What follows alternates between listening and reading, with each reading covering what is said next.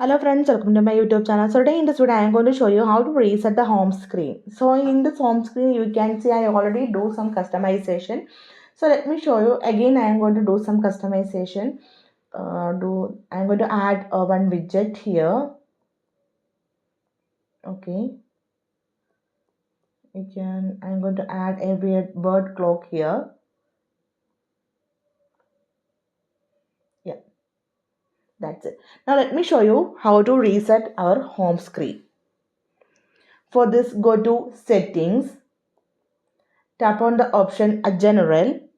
Scroll down. At the bottom, you can see the option transfer or reset iPhone. Select this one. Tap on reset. Now from the you can see some options: reset all settings, reset network settings, reset a keyboard dictionary, reset handwriting style, reset home screen layout, reset location and privacy. So from this options, you have to select the option reset home screen layout. Okay, select this one. Now confirm this with the reset home screen.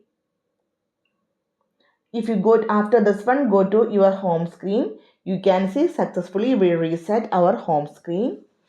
So simply in this way we can reset the home screen on this device. I hope you enjoyed this video. Thank you for watching. Thank you. Bye bye.